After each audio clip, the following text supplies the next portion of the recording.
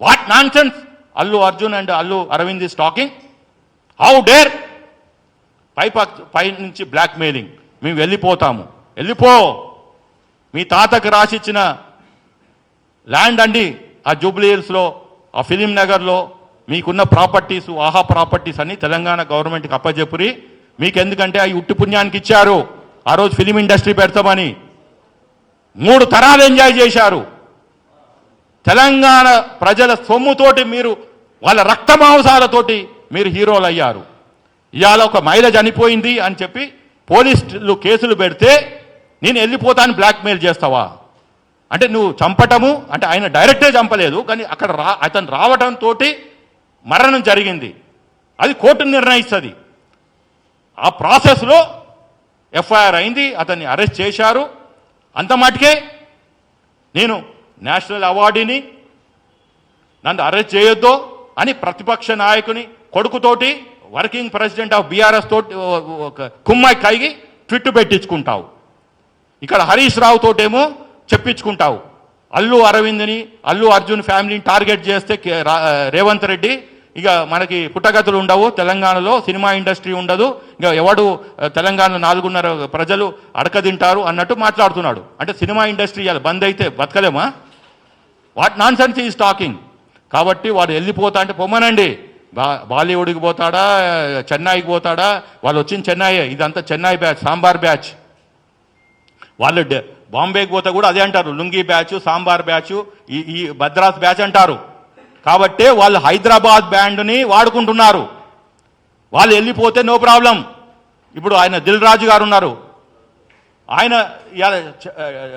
Film development, Telangana film development chairman, ఆయన బాధ్యత తీసుకుంటాడు. ఇక్కడ నుంచి తీసుకురాలేమా ఒక బలగం లాంటి సినిమాని? ఇంకెలాంటి సినిమాలు వస్తాయి. కాబట్టి తెలంగాణ ప్రభుత్వము, తెలంగాణ ఆర్థిక వ్యవస్థ, ఎంప్లాయ్మెంటు, ఉపాధి ఈ 4 మీద, 4 కుటుంబాల మీద ఆధారపడి లేదు. కానీ ఎవరు ఆధారపడ్డారు అంటే ఒక కేటీఆర్, ఆ 4, ఒక కేటీఆర్, ఒక కవిత, ఒక హరీష్ రావు, ఒక కిషన్ రెడ్డి, వాళ్ళ బతుకులు, వాళ్ళ ఇంట్లో పొయ్యిలు నడవాలి అంటే మళ్ళీ ఈ రెచ్చగొట్టాలి.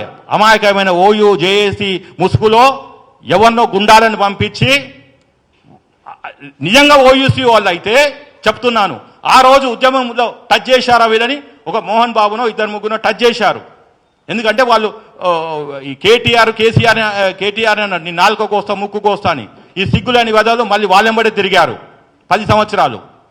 ఓయూ జేఏసీ నిక్కాసైన వాళ్ళు, అందులోంచి ఆ యూనివర్సిటీని నేను చదువుకున్నాను, నా మాదిరి ఎంతోమంది చదువుకున్నారు, ఎంతోమంది హయ్యెస్ట్ పొజిషన్ ఉన్నారు, ముఖ్యమంత్రులు అయ్యారు, ప్రధానమంత్రులు అయ్యారు. పివి నరసింహరావు అక్కడి నుంచి అయ్యిండు. దానికో చరిత్ర ఉంది.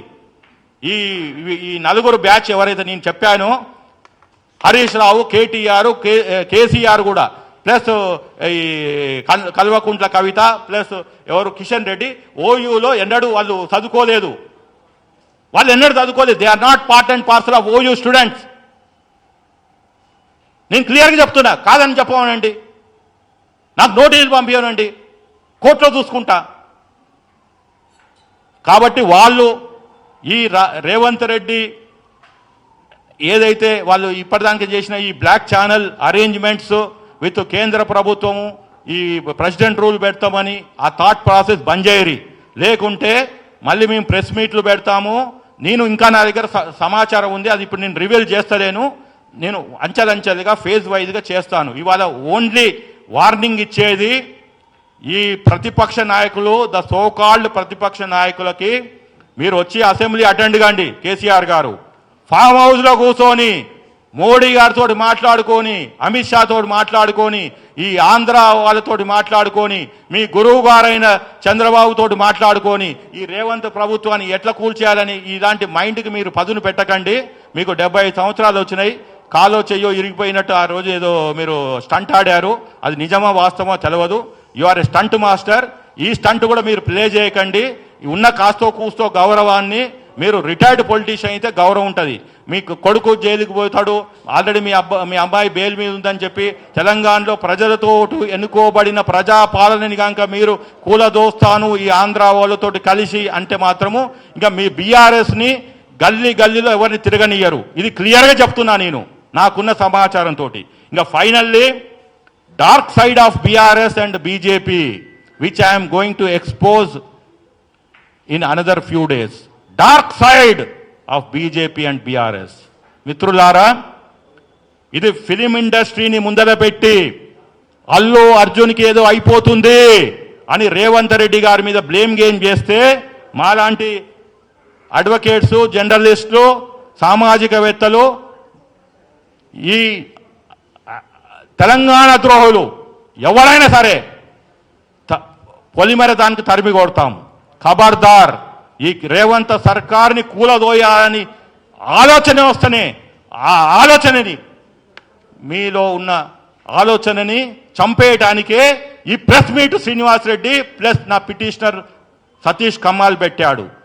మీలో ఉన్న ఆలోచన, ఆ ధైర్యాన్ని, రేవంత్ రెడ్డి సర్కార్ని కూల్చాలనే ఆ ధైర్యాన్ని శ్రీనివాసరెడ్డి ఒక గొంతుతోటి రేపు 100,000 కలిసి మిమ్మల్ని రాజకీయంగా ఈ గడ్డ మీదనే భూస్థాపితం చేస్తారు. కేసీఆర్ గారు, కేటీఆర్ గారు, కల్వకుంట్ల కవిత, హరీష్ రావు అండ్ కిషన్ రెడ్డి.